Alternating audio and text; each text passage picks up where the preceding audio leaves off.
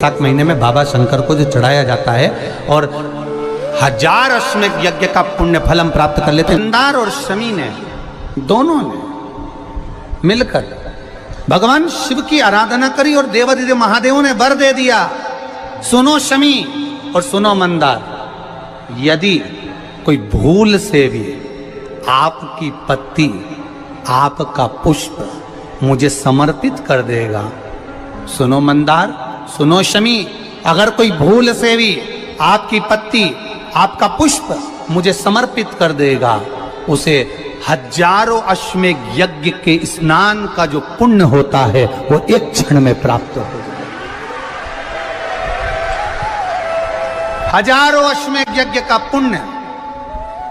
1000 अश्वमेध यज्ञ का पुण्य एक क्षण में प्राप्त हो। ये मंदार, ये शमी, 1000 अश्वमेध यज्ञ का पुण्य एक साथ। शमी की पत्ती देखिए आप लोगों ने, जम के तो बोले जरा, देखिए मंदार पुष्प भी देखा हुआ है। अब शमी की जो पत्ती होती है, उस शमी की पत्ती को भगवान देवादिदेव महादेव पर चढ़ाने का, शमी की पत्ती जो होती है उस शमी की पत्ती को चढ़ाने का एक नियम भी होता है। थोड़ा सावधानी से सुनना इस नियम को,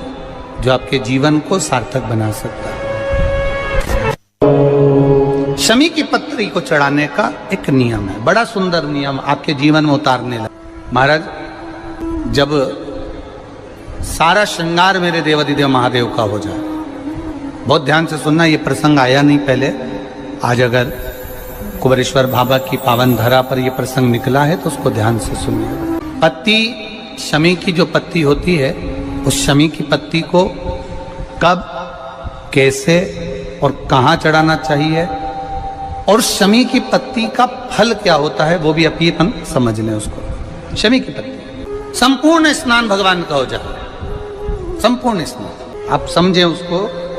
जैसे ये शिवलिंग है, जलाधारी, जल निकल कर जाने का स्थान, गणेश, कार्तिकेय, अशोक सुंदरी, जलाधारी मतलब माता पार्वती जी का हस्त कमल, शिवलिंग शिव का स्वरूप, ऊपर जो जलाधारी लगी है उसमें से एक एक बूंद जो पानी नीचे गिर रहा है, जो पानी नीचे गिर रहा है, शिव जी की बेटियां जया, विषहरा, शामली बारी, दौतली, देव, शिव जी की पुत्री बेटियां। जब देवादिदेव महादेव को शमी का पत्ता चढ़ाया जाता है, कब चढ़ाते हैं, जब आपने संपूर्ण जलाधारी को हाथ से साफ कर दिया हो, शिवलिंग पर जल चढ़ा दिया हो, शिवलिंग का पूरा श्रृंगार आपने कर दिया हो, संपूर्ण श्रृंगार मेरे देवादिदेव महादेव का हो गया, संपूर्ण श्रृंगार। बाबा को चंदन का लेपन, अबीर, गुलाल, अक्षत, बेलपत्र, धतूरा, जो भी तुम्हें चढ़ाना है सब कुछ तुमने चढ़ा दिया, सारा श्रृंगार मेरे देवादिदेव महादेव का हो गया। तब शमी की पत्ती को मां जगत जननी की जो जलाधारी है उस पर मात्र स्पर्श कराकर शिव के शिवलिंग पर आखिरी में समर्पित कर देना चाहिए, जिससे हमारी मन की जो कामना है वह मां जगत जननी देवादिदेव महादेव से उनके कानों में श्रवण कर। शमी पत्र का एक बात और स्मरण में रहे, शमी पत्र की बहुत एक बात और अपने स्मरण में लीजिएगा। शमी पत्र की जैसे शिवलिंग, जलाधारी और स्थान, जब बहुत ज्यादा मात्रा में दरिद्रता होती है, बहुत ज्यादा मात्रा में बहुत कष्टमय जीवन, जब तुम्हारी चित्त वृत्ति में आए, जब तुम्हारे मन में आए, धन भी नहीं है, पैसा भी नहीं है, बहुत दरिद्रता का जीवन है, बहुत दुखी जीवन है, तब बेलपत्र और शमी पत्र का प्रयोग जरूर करके देखना। प्रैक्टिकल करने में कुछ नहीं जाता, प्रैक्टिकल करने में क्या जाता है, करके देखना। उस समय पर जैसे वो कहते हैं ना कि कोई कहने वाला कह दे कि महाराज जी, वो एक महाराज प्रवचन दे रहे थे और प्रवचन में देते देते देते देते किसी ने, महाराज जी प्रवचन दे रहे थे कि मदिरा का पान नहीं करना चाहिए, नहीं पीना चाहिए, गलत है, नाली में पड़ा होता है, व्यसन में पड़ा होता है, ऐसा पान ना करो। एक महाराज का पेचेन वाला खड़ा हो गया, उसने खड़े होकर कह दिया, ओ महाराज तुम इतनी बड़ी बात कर रहे हो, तुम्हारा सगा भाई तो पी के नाली में पड़ा, गटर में पड़ा। महाराज जी को क्रोध नहीं आया, समझ थी। महाराज जी ने कहा भैया देख, मैं भी प्रवचन दे रहा हूँ, मेरा भाई भी प्रवचन दे रहा है, मैं मुंह से समझा रहा हूँ कि पीकर लोग नाली में गिरते हैं, गटर में गिरते हैं, मेरा भाई प्रैक्टिकल करके दिखा रहा है कि मत पिया। प्रैक्टिकल वाली बात है। शमी पत्र बेलपत्र का एक बार जीवन में प्रैक्टिकल कर देखना, प्रैक्टिकल करना। जैसे आपको कहा कि आपका विश्वास अगर पक्का है, भरोसा अगर दृढ़ है, और शंकर के प्रति अगर आपका विश्वास पक्का है, शंकर कह रहे हैं, मां उमा से, मां पार्वती से, मेरा महेश कह रहा है, मेरा बाबा भोलेनाथ, मेरा बाबा विश्वनाथ, मेरा त्रिकालदर्शी कैलाशी अविनाशी कह रहा है कि हे पार्वती,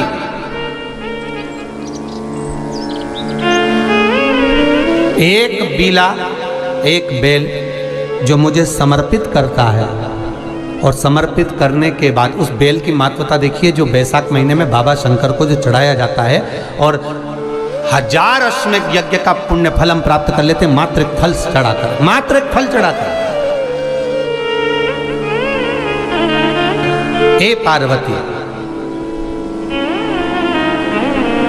संसार का मनुष्य जब मुझे वो बेलपत्र समर्पित कर, वो बेल का फल समर्पित करता है, पार्वती वो फल जो मुझे चढ़ता है, फिर मैं भले नर्मदा के जल से निकला हुआ कंकर शंकर क्यों ना हूं,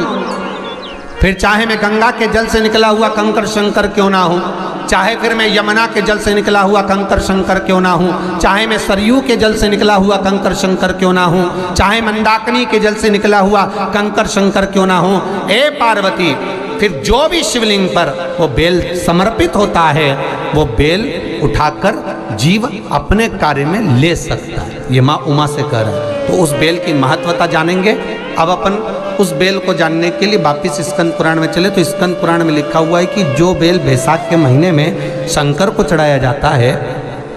वो बेल का फल उठाकर रख लिया जाता है। बैसाख के महीने में उस चढ़े हुए, बाकी के आपको बेल का फल खाना हो तो बात दूसरी, पर चढ़ा हुआ जो बेल का फल है वो पूरा बैसाख नहीं खाना। बैसाख के बाद में अगला जो महीना आए, उस महीने के अंदर उस फल के अंदर का गुर्दा निकालकर उसको सुखा लीजिए, और सुखाकर जिस व्यक्ति को पथरी की बीमारी हो और जिस व्यक्ति को पेट में बहुत भोजन पचता ही नहीं है, पूरा शरीर पाचन क्रिया बेकार हो गई, उस व्यक्ति को केवल 7 दिन तक शंकर पर चढ़ा हुआ वो बेलपत्र प्रदान कर दीजिए, पथरी भी बाहर और पाचन क्रिया भी ठीक, जिंदगी भर तकलीफ नहीं। उस बैसाख में उस फल की इतनी महत्वता बाबा भोलेनाथ स्कंद पुराण, लिंग पुराण, नर्मदा पुराण, पद्म पुराण के अंतर्गत, शिव महापुराण के अंतर्गत वर्णन कर, उसकी महत्वता है। वो बेल का फल साधारण नहीं हो सकता। अब मंदार का जो पुष्प होता है, आंकड़े का जो फूल होता है, एक सफेद कलर का भी होता है और एक गुलाबी कलर का भी होता है। देखा है आप लोगों ने? बोलो, जम के बोलो, देखा है ना? गुलाबी कलर का जो पुष्प होता है, वो आप मंदार का, आंकड़े का जो गुलाबी कलर का पुष्प होता है, आप टीवी पे देख रहे होंगे, एक सफेद देख रहे होंगे, एक मंदार का गुलाबी फूल, नीला कलर का फूल देख रहे होंगे। जो नीला कलर का जो पुष्प होता है, गुलाबी कलर का जो आंकड़े का फूल होता है, प्रयास करना, कलर का जो पुष्प होता है, गुलाबी कलर का जो आंकड़े का फूल होता है, प्रयास करना, जब किसी विषम परिस्थिति में फंस गए, विषम परिस्थिति, जब आपको लग रहा है कि मुझे बहुत भय लग रहा है, कुछ बुरा होने वाला, आपको लग रहा है आज मेरी उल्टी आंख बहुत फड़क रही है, कुछ गड़बड़ होने वाला है, आपको लग रहा है मेरी सीधी आंख फड़क रही, कुछ गड़बड़ होने वाला है, तब केवल वो नीला जो गुलाबी पुष्प है मंदार का, उसको कहीं से लाकर शिवालय में अशोक सुंदरी वाली जगह पर स्पर्श कर कर शिवलिंग पर आप चढ़ा दीजिए। आपकी विषम परिस्थिति कैसी भी होगी, वो रास्ता बनाकर बाहर निकल जाएगी, आपको फंसना नहीं, परेशान नहीं। मंदार आंकड़ा, सफेद आंकड़े का पुष्प भी भगवान शिव को समर्पित होकर, जैसे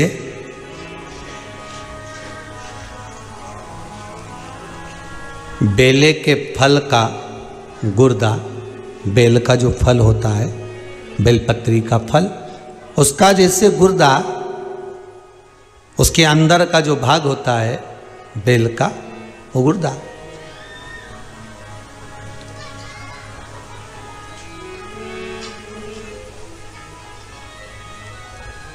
उसको अग्नि में जलाकर उसकी भस्म तैयार कर कर छान कर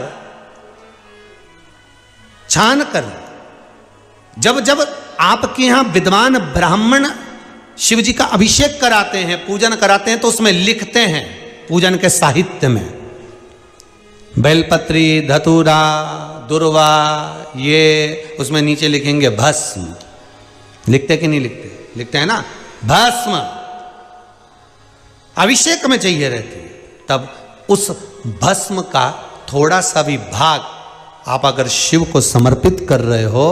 तो ये जान लें कि शंकर मनवांछित फल प्रदान कर रहे हैं, शिव फल प्रदान कर रहे हैं।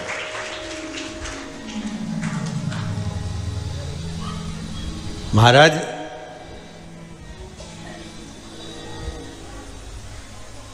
बेलपत्री के वृक्ष के नीचे बैठकर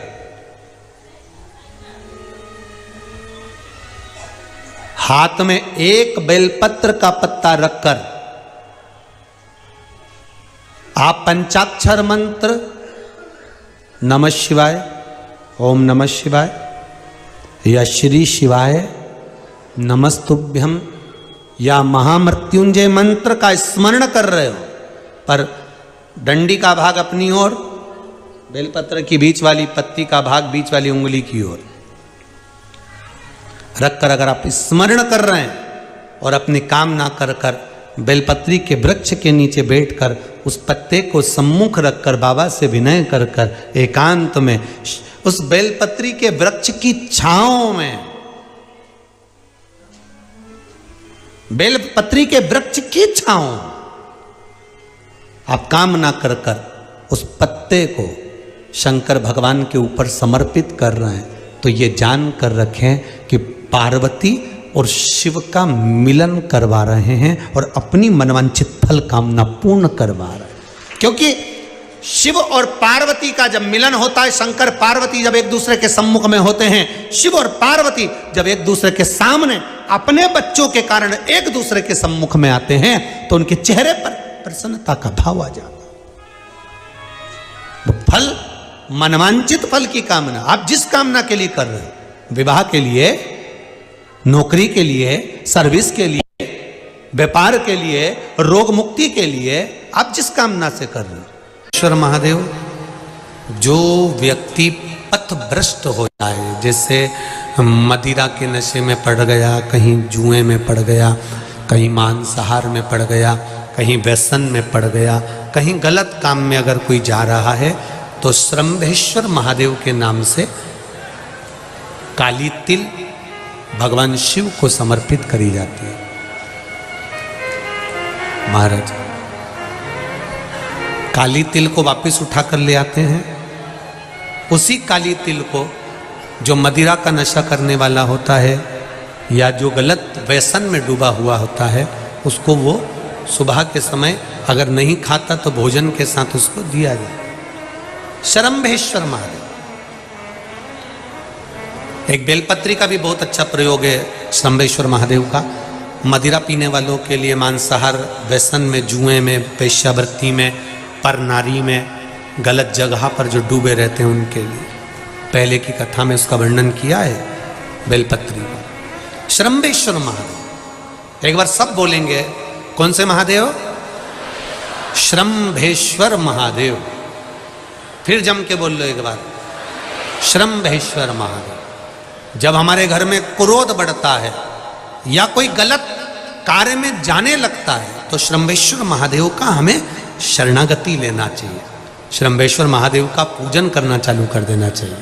कई लोग कहते हैं महाराज जी ये श्रंभेश्वर महादेव का मंदिर कहाँ मिलेगा, हम कहाँ पूजन करने जाए? कहीं नहीं जाना, तुम्हारे घर के पास में जो शंकर जी का मंदिर है वहीं जाओ,